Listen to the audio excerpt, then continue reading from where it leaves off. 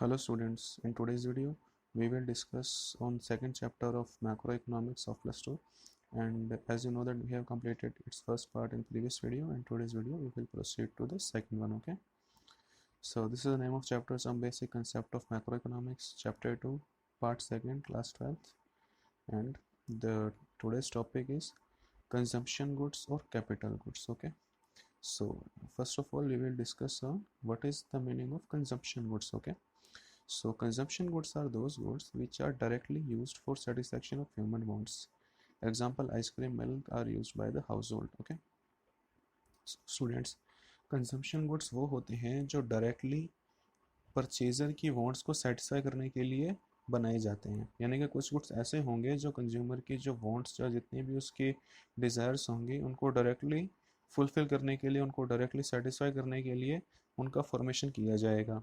ठीक है, तो ये वो गुड्स होते हैं जो ह्यूमन की वांट्स को डायरेक्टली सेटिस्फाई करने के लिए बनाए जाते हैं या होते हैं। ठीक है, या consumption goods can be broadly classified into 4 categories. ठीक है, कंजम्पशन गुड्स जो होते हैं वो मेनली 4 तरह से कैटेगराइज किए जा सकते हैं। अब डेली रूटीन की लाइफ में देखिए, एक कितने सारे गुड्स होते हैं जो जिनका हम डेली कंजम्पशन करते हैं, डायरेक्टली कंजम्पशन करते हैं। ठीक है, एग्जांपल्स हैं जैसे मिल्क हो गया, आइसक्रीम हो गए, सेल फोन्स हो गए हैं, कंप्यूटर हो गए हैं, बुक्स हो गई हैं। ये जितने भी गुड्स होते हैं हम इनको डायरेक्टली कंज्यूम तो करते हैं, लेकिन इन गुड्स के नेचर पे इनको एक दूसरे से क्लासिफाई किया गया है। ठीक है, कई गुड्स तो ऐसे होते हैं जिनको यूज़ करना एक लिमिटेड टाइम पीरियड के अंदर नेसेसरी होता है। कई गुड्स ऐसे होते हैं जो काफ़ी लॉन्ग टर्म के लिए भी यूज़ किए जा सकते हैं। सपोज फैन, एसी, हीटर, ये जो है कुछ ऐसे गुड्स होते हैं जिनका एक लॉन्ग टाइम पीरियड तक इनका यूज़ किया जा सकता है। ठीक है, तो इसी तरह से on this basis consumption goods can be classified basic broadly into 4 types of goods. Okay, so the first of all is durable consumption goods. ठीक है, सबसे पहले जो आते हैं गुड्स वो आते हैं ड्यूरेबल कंजम्पशन गुड्स। कोई भी कंज्यूमर है वो कुछ ऐसे गुड्स का परचेज करता है जो कि ड्यूरेबल होते हैं, यानी कि वो काफ़ी सालों तक, काफ़ी टाइम पीरियड तक उनका कंजम्पशन कंज्यूमर करता है। ठीक है, तो ड्यूरेबल गुड्स की जो डेफिनेशन होगी वो ये होगी: durable consumption goods are those goods which are used for several years and of relatively high value. These goods are repeatedly used before being discarded as useless, like car, scooter और radio. ये वो goods होते हैं जिनकी value या जिनकी monetary price जो होती है वो काफ़ी हाई होती है, और ये विद द पैसेज में काफ़ी सालों तक कंज्यूमर इनको यूज़ करता है। ठीक है, अब इनके कौन कौन से कैटेगराइज होंगे, इनके एग्जांपल्स जो हैं, सॉरी, वो हैं कार, स्कूटर, रेडियो। ये जितने भी हैं इनके मार्केट के अंदर काफ़ी एक्सपेंसिव अवेलेबल होते हैं, और इनका यूज़ जो होता है वो काफ़ी लंबे टाइम पीरियड तक किया जाता है।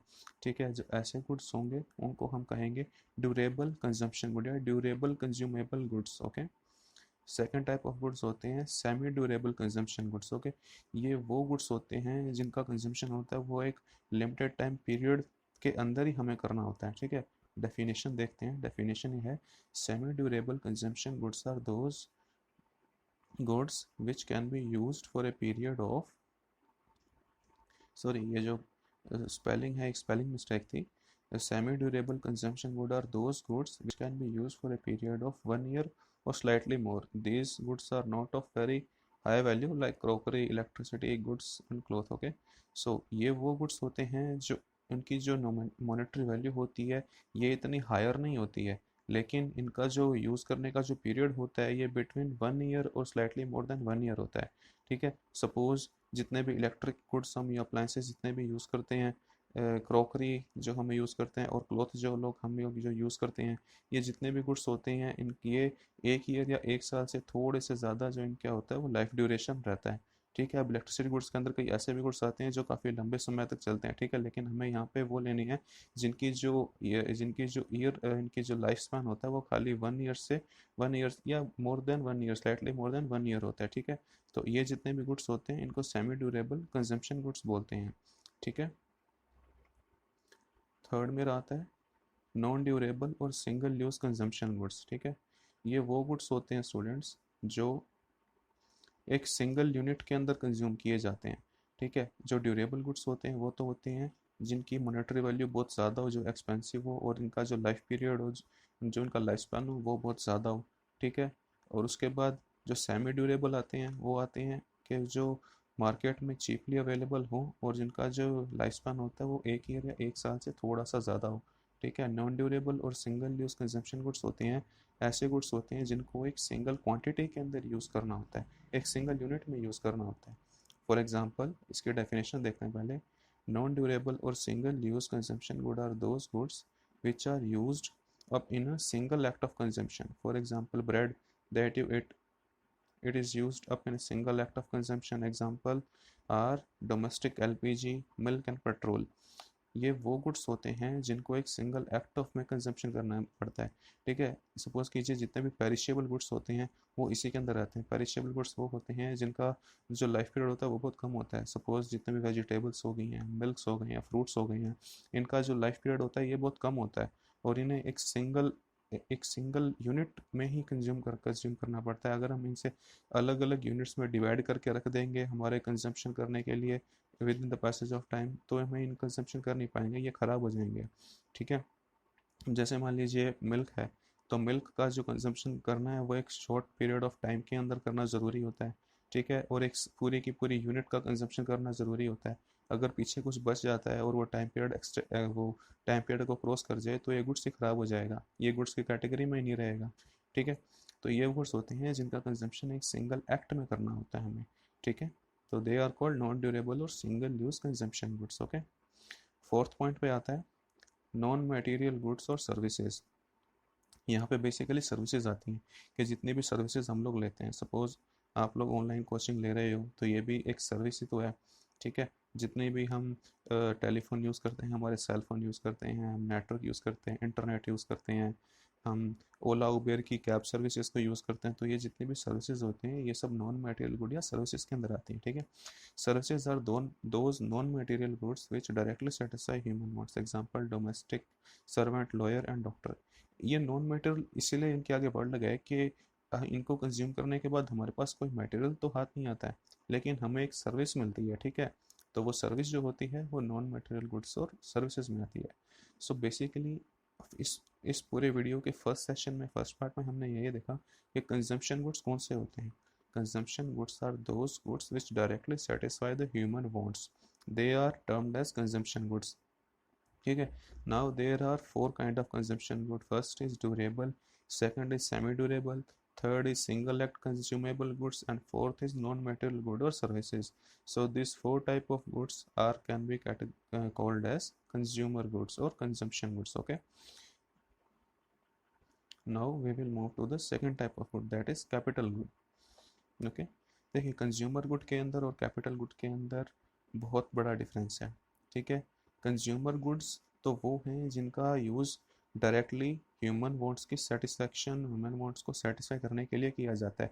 लेकिन कैपिटल गुड वो हैं जिनका फर्दर प्रोडक्शन प्रोसेस के अंदर डिप्लॉय करके प्रोडक्शन को इंक्रीज करने के लिए किया जाता है। ये वो गुड्स होते हैं जिनका यूज़ प्रोड्यूसर्स करते हैं। सपोज मशीनरी हो गई है, अब मशीनरी अगर कोई परचेज करता है, एक फैक्ट्री लगाता है, तो उस पर्टिकुलर मशीनरी से न जाने कितने फर्दर गुड्स बनाए जाएंगे।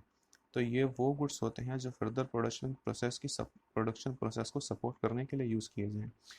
सो डेफिनेशन है, capital goods are fixed assets of the producers. These goods are used in process of production for several years and of higher value. Use of these goods lead to depreciation, loss of value of fixed asset when these are repeatedly used. Example, plant and machinery. All capital goods are producer goods, but all producer goods are not capital goods. Sorry student, यहाँ पे एक spelling mistake थी। All capital goods are producer goods, but all producer goods are not capital goods. ठीक है, तो सबसे पहले तो ये समझ लीजिए कि जितने भी गुड्स होते हैं जो फर्दर प्रोडक्शन की प्रोसेस को सपोर्ट करने के लिए डिप्लॉय किए जाते हैं, परचेज किए जाते हैं, वो सभी कैपिटल गुड्स होते हैं, लाइक प्लांट एंड मशीनरी। अब ये वो गुड्स होते हैं जिन पर डेप्रिसिएशन भी अलाउ होता है, यानी कि इन पे कुछ ना कुछ नॉमिनल अमाउंट के अंदर डेप्रिसिएशन एवरी ईयर, हर साल चार्ज किया जाता है। ठीक है, अब लॉस ऑफ फिक्स्ड डेप्रिसिएशन इसलिए चार्ज किया जाता है due to normal wear and tear of goods, the value of the plant and machinery of fixed asset got reduced year by year, so that is called depreciation. Okay, अब एक important definition है All capital good are producer goods, but all producer goods are not capital goods. It means जितने भी capital goods होते हैं वो सभी producer goods होते हैं, लेकिन जितने भी प्रोड्यूसर गुड्स होते हैं वो सभी कैपिटल नहीं होते। इसका मतलब ये है, सपोज कि जितने भी कैपिटल गुड्स हैं, अब कैपिटल गुड्स की क्या डेफिनेशन बताई थी, प्लांट, मशीनरी, ठीक है, फिक्स असेट्स, ये जितने भी कैपिटल गुड्स हैं ये सभी प्रोड्यूसर गुड्स हैं। इनका यूज़ जो करेंगे वो हमेशा प्रोड्यूसर ही करेंगे। क्या प्लांट एंड मशीनरी, कोई कंज्यूमर का भी प्लांट एंड मशीनरी का यूज़ करेगा क्या? कंज्यूमर का तो प्लांट एंड मशीनरी का कोई यूज़ नहीं है। हाँ, प्लांट एंड मशीनरी से जो बनने वाले फाइनल गुड हैं उनका यूज़ कंज्यूमर डायरेक्टली करेगा, लेकिन कभी भी प्लांट एंड मशीनरी का तो भी यूज़ कोई कंज्यूमर करेगा नहीं। तो कैपिटल गुड वो होते हैं जो प्रोड्यूसर गुड्स होते हैं। जितने भी कैपिटल गुड्स होते हैं वो सारे प्रोड्यूसर गुड्स होते हैं, क्योंकि उनका यूज़ प्रोड्यूसर्स करते हैं। लेकिन all producer goods are not capital goods, लेकिन जितने भी प्रोड्यूसर गुड्स होते हैं वो कैपिटल गुड नहीं होते। ऐसा इसलिए होता है, सपोज कीजिए प्रोड्यूसर ने कुछ रॉ मटेरियल परचेज किया मार्केट से। कोई एक प्रोड्यूसर है, उसने क्लॉथ मर्चेंट है, क्लॉथ का मैन्युफैक्चरर है, उसकी बहुत बड़ी बिल्डिंग, उसकी बहुत बड़ी फैक्ट्री है जिसके अंदर वो क्लॉथ मैन्युफैक्चरिंग का काम करता है, ठीक है। तो उसके अंदर कुछ कैपिटल गुड्स होंगे, like machine, plant and machinery. तो ये जितने भी गुड्स होंगे ये सब तो प्रोड्यूसर गुड्स होंगे, ठीक है। लेकिन कई प्रोड्यूसर गुड्स ऐसे भी होंगे जस्ट लाइक रॉ मटेरियल, ठीक है। रॉ मटेरियल हो गया, लेबर हो गए हैं, और रॉ मटेरियल को सपोर्ट करने के लिए कोई एडिशनल सर्विसेज परचेज अगर प्रोड्यूसर ने किया है, तो ये जितने भी कमोडिटीज़ होंगी ये सब प्रोड्यूसर गुड्स होंगी, ठीक है। अब रॉ मटेरियल है तो क्या रॉ मटेरियल को कैपिटल गुड कहा जा सकता है? नहीं, रॉ मटेरियल कैपिटल गुड नहीं होता, क्योंकि रॉ मटेरियल पे डेप्रिसिएशन अलाउ नहीं होता। सो प्रोड्यूसर गुड्स होते हैं वो गुड्स होते हैं जिनका यूज़ प्रोड्यूसर ही करते हैं, लेकिन वो कैपिटल गुड नहीं होते क्योंकि उन पर डेप्रिसिएशन अलाउ नहीं होता। रॉ मटेरियल अगर कोई है, सपोज कोई क्लॉथ मैन्युफैक्चरर है, तो उसके लिए रॉ मटेरियल होगा कॉटन। तो कॉटन तो प्रोड्यूसर गुड्स तो है, लेकिन कॉटन कैपिटल गुड तो नहीं है ना, उस पर कोई डेप्रिसिएशन नहीं लगेगा, इस वजह से वो प्रोड्यूसर गुड्स हैं। और कैपिटल गुड और प्रोड्यूसर गुड, इट मीन्स जो मशीनरी प्रोड्यूसर यूज़ कर रहा है वो सारी कैपिटल गुड्स हैं, ठीक है। तो इसीलिए इन दोनों के अंदर बेसिकली डिफरेंस होता है।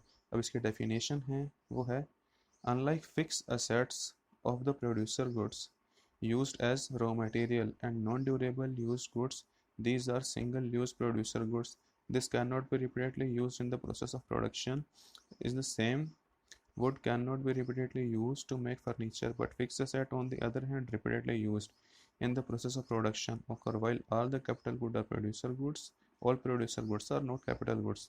यहाँ पे एक अलग एग्जांपल ये दे रखा है कि जैसे मान लीजिए कोई भी फर्नीचर का मैन्युफैक्चरर है, तो फर्नीचर का मैन्युफैक्चरर कैपिटल गुड वो भी होते हैं जिनका यूज़ विद लंबे समय तक किया जाता है, with the period of time, long period duration के अंदर, टाइम के लॉन्ग ड्यूरेशन के अंदर जिनका यूज़ किया जाता है वो भी कैपिटल गुड्स होते हैं। अब कोई फर्नीचर मैन्युफैक्चरर है, वो जो वुड खरीद के लेके आएगा तो उससे तो सिर्फ एक बार ही फर्नीचर बनाया जा सकता है।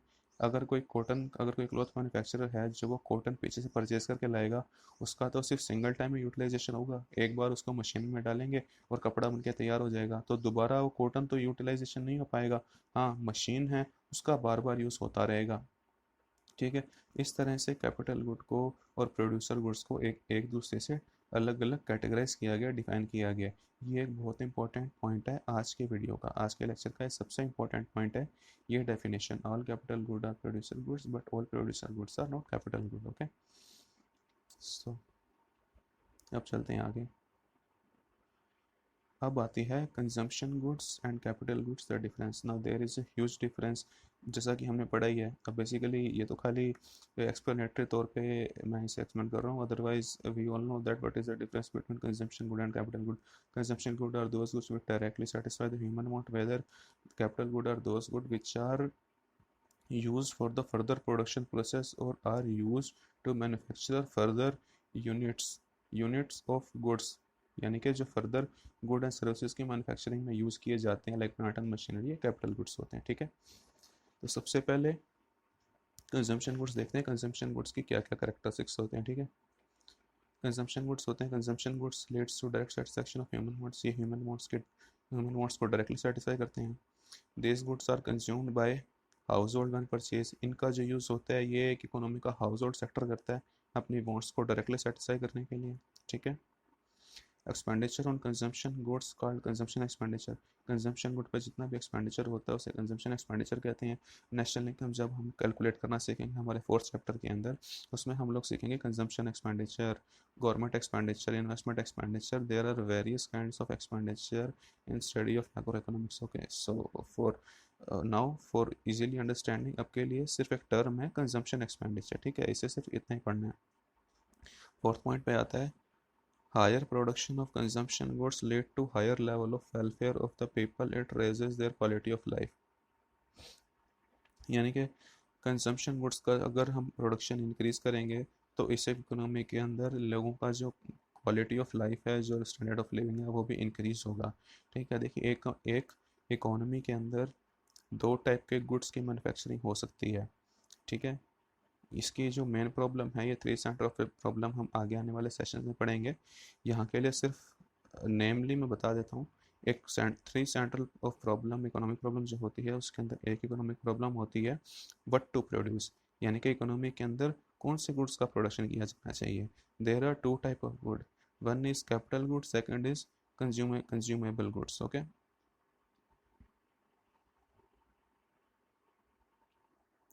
फोर्थ पॉइंट है मेरा, higher production of consumption goods lead to higher level of welfare of the people, it raises their quality of life। it means एक इकोनॉमी के अंदर, जैसा कि प्लस वन में हम लोगों ने पढ़ा है, एक 3 सेंट्रल ऑफ प्रॉब्लम्स, जो 3 सेंट्रल इकोनॉमिक प्रॉब्लम होती है उसके अंदर एक प्रॉब्लम होती है what to produce. What to produce का मतलब होता है एक इकोनॉमी के अंदर कौन से गुड्स का प्रोडक्शन किया जाना चाहिए, कंज्यूमेबल गुड्स का प्रोडक्शन किया जाना है या कैपिटल गुड का प्रोडक्शन किया जाना चाहिए। अगर कंज्यूमेबल गुड, कंजम्पशन गुड का अगर प्रोडक्शन ज़्यादा होगा तो इकोनॉमी के अंदर जो गुड एंड सर्विसेज होंगे वो ज़्यादा अवेलेबल होंगे रेडी टू यूज़ के लिए, जो कंजम्पशन के लिए। उनका कंजम्पशन अगर वहाँ के लोग करेंगे तो लोगों का वेलफेयर इंक्रीज़ होगा, उनकी स्टैंडर्ड ऑफ लिविंग है, क्वालिटी ऑफ लाइफ है, ये इंक्रीज़ होगी। ठीक है, तो ये जो चार मेन पॉइंट्स हैं, ये है कंज्यूमेबल गुड्स। जो कंज्यूमेबल अगर कंजम्पशन गुड को डिफाइन करते हैं तो उनके मेन लिए 4 करेक्टरिस्टिक्स होते हैं। ठीक है, सेकेंड टाइप ऑफ गुड आते हैं कैपिटल गुड्स।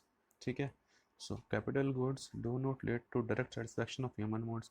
ये वो गुड्स होते हैं जो ह्यूमन वांट्स को डायरेक्टली सेटिस्फाई नहीं करते हैं। जैसा कि हमें पता है कि ये फर्दर प्रोडक्शन की प्रोसेस को सपोर्ट करने के लिए इनका यूज़ किया जाता है, जैसे plant and machinery. B point है मेरा, these goods are not consumed by household, instead they are used by producer for the production. इनका जो यूज़ है डायरेक्टली कंज्यूमर्स नहीं करते हैं, इनका यूज़ प्रोडक्शन में प्रोड्यूसर्स करते हैं। प्रोड्यूसर्स इनको परचेज करेंगे, प्रोडक्शन की एक्टिविटी के अंदर एंगेज करेंगे और फर्दर इनसे गुड्स एंड सर्विसेज का प्रोडक्शन जो है इंक्रीज करेंगे। थर्ड पॉइंट पे आता है expenditure on capital good is called investment expenditure. Capital good पे जितना भी एक्सपेंडिचर किया जाता है वो सब इन्वेस्टमेंट एक्सपेंडिचर होता है। प्लांट एंड मशीनरी पे, जो कॉमर्स के हम स्टूडेंट्स हैं, हम तो जानते हैं कि प्लांट एंड मशीनरी पे जितना भी इन्वेस्टमेंट होता है, जितना भी एक्सपेंडिचर होता है, उसे इन्वेस्टमेंट एक्सपेंडिचर बोलते हैं। बिकॉज जो एक फर्म की बैलेंस शीट बनती है उसकी एसेट साइड के अंदर प्लांट एंड मशीनरी शो होती है, क्योंकि वो उस फर्म की असेट होती है। ठीक है, तो असेट के अंदर जब एक्सपेंडिचर करता है तो उसे इन्वेस्टमेंट एक्सपेंडिचर बोला जाता है। ठीक है, उसके बाद फोर्थ पॉइंट आता है, higher production of capital good led to higher production capacity in economy, it is the backbone of GDP growth. Like higher production of capital good led to higher production capacity. अगर इन goods का अगर production increase किया जाएगा, एक economy में capital good का production अगर इंक्रीज़ किया जाएगा तो उस इकोनॉमी का जो पोटेंशियल होगा आउटपुट, वो भी तो इंक्रीज़ हो जाएगा। सपोज़ कीजिए आज इंडिया के अंदर जितनी भी मशीनें हैं उससे 1 लाख यूनिट आउटपुट हो सकता है। अगर फर्दर उस इकोनॉमी, इंडिया की इकोनॉमी के अंदर अगर कैपिटल गुड्स का अगर प्रोडक्शन किया जाए और कैपिटल गुड का जो स्टॉक है उसे इंक्रीज़ किया जाए तो हमारा जो प्रोडक्शन का पोटेंशियल है वो भी इंक्रीज़ हो जाएगा। ठीक है, तो इन उससे अगर हमारा प्रोडक्शन का पोटेंशियल इंक्रीज़ होगा तो हमारी जीडीपी की ग्रोथ भी इंक्रीज़ हो जाएगी। अगर सपोज़ कीजिए एक टाइम में इंडिया के अंदर खाली 10 फैक्ट्रीज थी, 10 फैक्ट्रीज थी, आज इंडिया के अंदर 1000 फैक्ट्रीज हैं। तो 10 फैक्ट्री से 1000 फैक्ट्री कब हुई है? जब कैपिटल गुड का प्रोडक्शन हुआ। अब कैपिटल गुड का फर्दर प्रोडक्शन होता जाएगा, इनको प्रोडक्शन प्रोसेस के अंदर एंगेज करते जाएंगे तो मेरा जीडीपी लेवल भी तो इंक्रीज होता जाएगा। ठीक है, तो these are the 4 basic differences between the capital good and consumption goods of students. So in today's video it is enough, आज के लिए इतना ही।